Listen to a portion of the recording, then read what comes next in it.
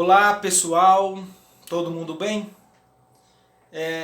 Foi publicado ontem, 1º de outubro de 2020, um artigo de autoria minha e do professor Sérgio Sauer, que foi meu orientador durante o mestrado. O artigo é intitulado Antagonismo e Reciprocidade na Reafirmação Identitária dos Geraizeiros. Luta por território e água no norte de Minas Gerais. Foi publicado pela revista ESA, Estudo Sociedade e Agricultura da UFR-RJ, Universidade Federal Rural do Rio de Janeiro. E eu aqui neste vídeo gostaria de apresentar alguns aspectos gerais desse artigo, que será bem breve, e no intuito de estimular o debate e quem sabe alcançar outras pessoas que possam se interessar pelo tema.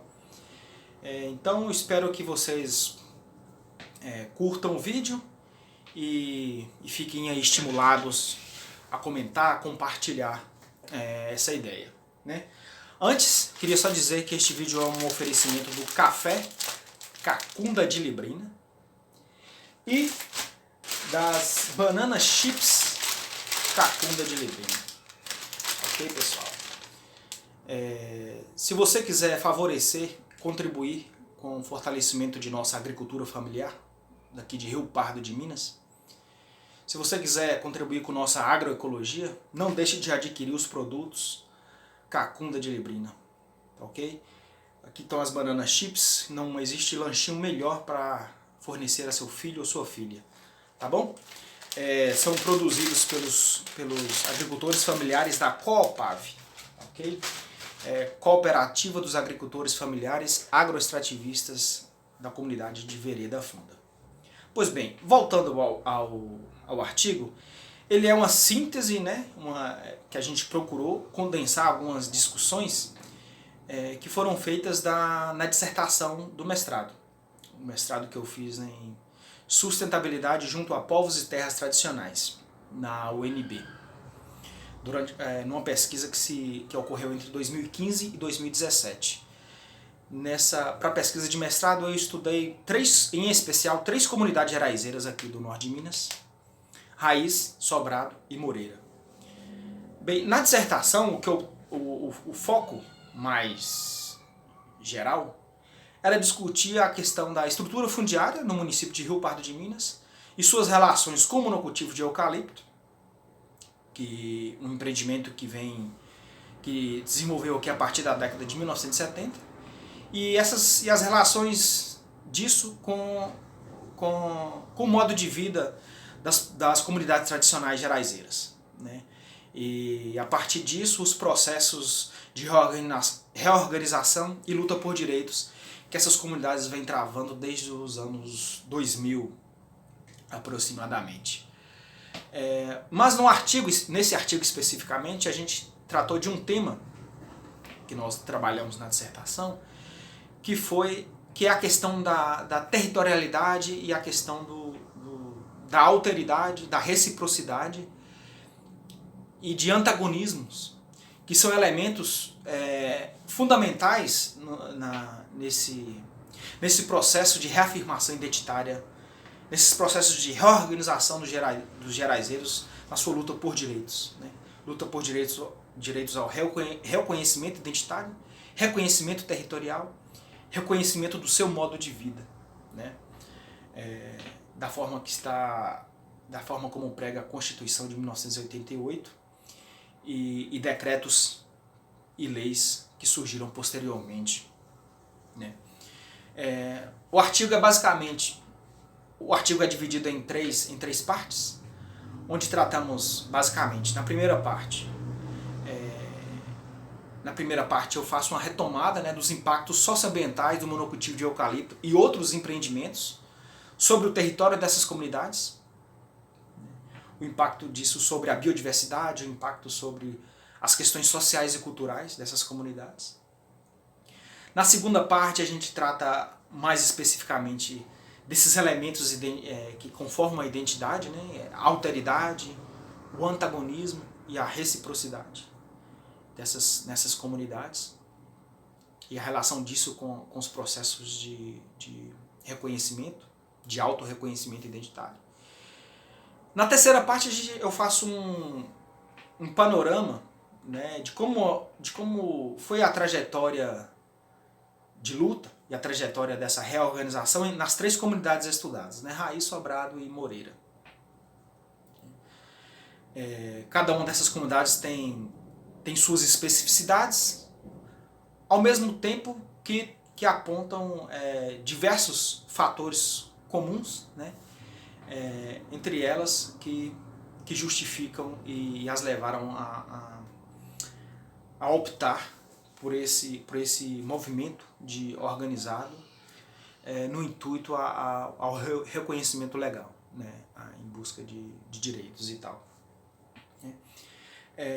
Falando brevemente sobre alguns desses aspectos, né, na primeira parte, onde a gente trata dos impactos socioambientais do monocultivo de eucalipto, entre outros empreendimentos, aí é bom lembrar que não foram só os monocultivos de eucalipto que impactaram essas comunidades, né, mas como diversos outros empreendimentos que vieram posteriormente, movidos principalmente por empresários locais, como a gente vê no Sobrado, ou na comunidade Água Boa 2, onde a gente viu diversos esses empreendimentos sendo executados a partir da aquisição de uma área considerada relativamente pequena por esses empresários locais, mas a utilização de fato e na prática foi realizada por esses empreendimentos foi de uma área muito maior daquilo que adquiriram, via compra ou alguma outra forma, e de forma degradante ao meio ambiente, né?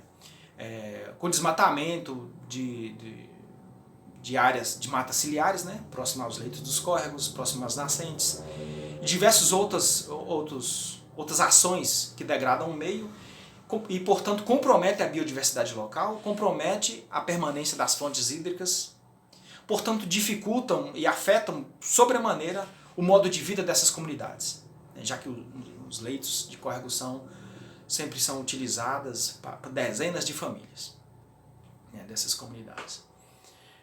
Então, na questão do monocultivo do eucalipto, tratamos no artigo como ele impacta essa questão da água, né, e sobre a fauna e a flora local, com o impacto sobre as práticas, né, tradicionais que essas comunidades já executavam para a sua sobrevivência, né, como, por exemplo, onde os monocultivos foram implantados, né, nas áreas de chapada,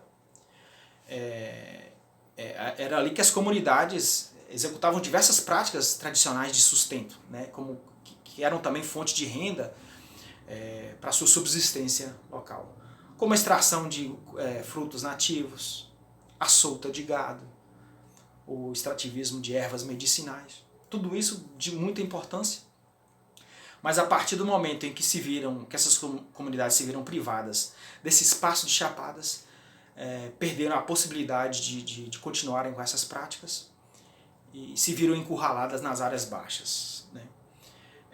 E sem falar que esses territórios, né, as áreas de chapadas, em muitos deles, como são os casos das comunidades estudadas, eram territórios que já eram utilizados há décadas pelas famílias que ali moram, né?